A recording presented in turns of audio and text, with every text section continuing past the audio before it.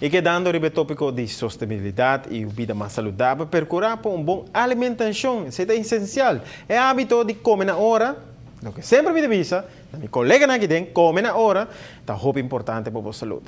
Este é um dicho muito conhecido também, mas é verdade. A comida de mais importante tá o desayuno. Essa aqui está ainda mais importante, hora da trata de nós muchanan. Fundação para Muchanan está compartilhar conosco. Para que o desayuno está assim é importante? Desayuno está parte muito importante, não?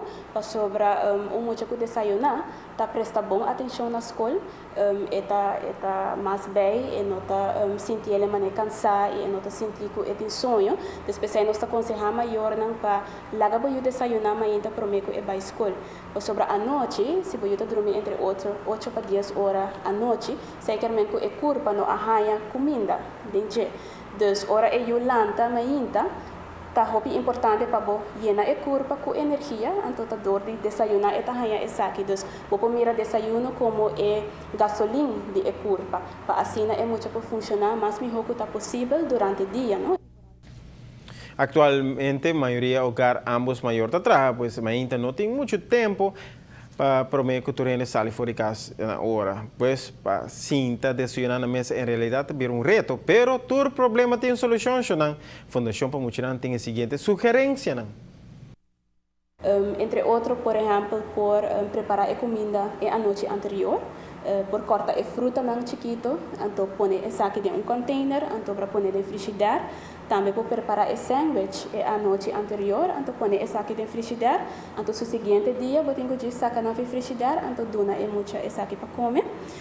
Também por lanta é muito não tem que mais trempang, 10 minutos para 5 minutos mais trempang, então assim na torre é muito tem mais chance de sentar na mesa, então desayunar. Se toch bonota alcançar para lagar é muito cinta, então comer na mesa, por lagar comer algo de auto, não? Ou se está vai com schoolbus, também por lagar comer de bus.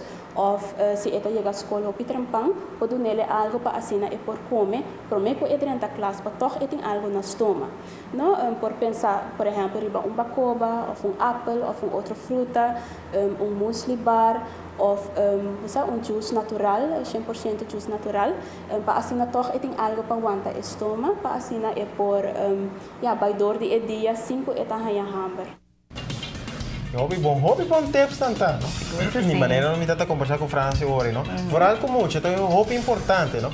Eu tenho que lá trempar, você pode chegar lá de sonho, então ganha comida por dilante, o que vão comer, é não tá bem, o sistema tem que lá quieta maneira da vista, pero para o lá trempar, vamos ser dormir trempar.